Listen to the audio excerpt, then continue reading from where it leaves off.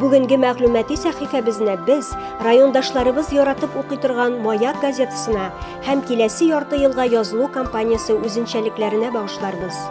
Барыбызга да билгеле, Маяк иң беренчеләрдән булып район тормышын яктырта, актуаль мәсьәләләрне дә иң алдан халыкка җиткерә торган, чын барлыкны оста тасвирлаучы иҗади һәм рәсми газета булып санала.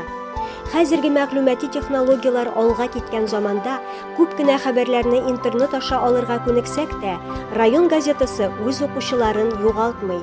Без яшь буын, мәгълүматларны интернеттан алырга гадәтләнсәк тә, төп дөрес хәбәрне без Маяктан укып беләбез. Шуңа күрә гаиләбез белән даими рәвештә газетага язылып киләбез. Тормышыбызны Маяктан башка күз алдына да китерә алмыйбыз. Шуңа күрә райондашларыбызны да Маякка язылырга чакырам. Бу көннәрдә почта бүлекләрендә, редакциядә кызу эш кайный. Газетага язылу кампаниясе бара.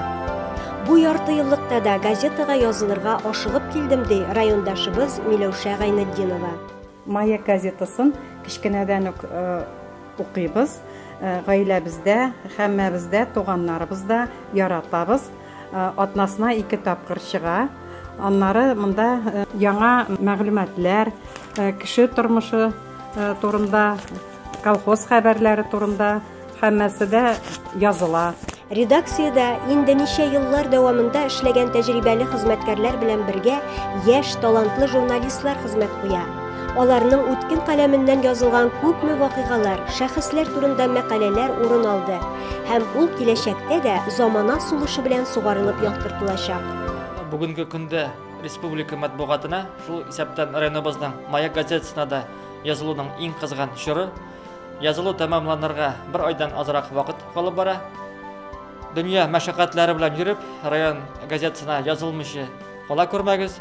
Бүгенге көндә 6 декабрьдән 16 декабрьгә кадәр почта бүлекләрендә газетага ташламалы язылу уздырылачак. Аның бәясе 726 сум. Маяк алда әйткәнчә, 1 гасырга якын тарихы булган газета. Ул бүген дә республика басмалары арасында иң дәрәҗәле газеталарның берсе булып кала бирә.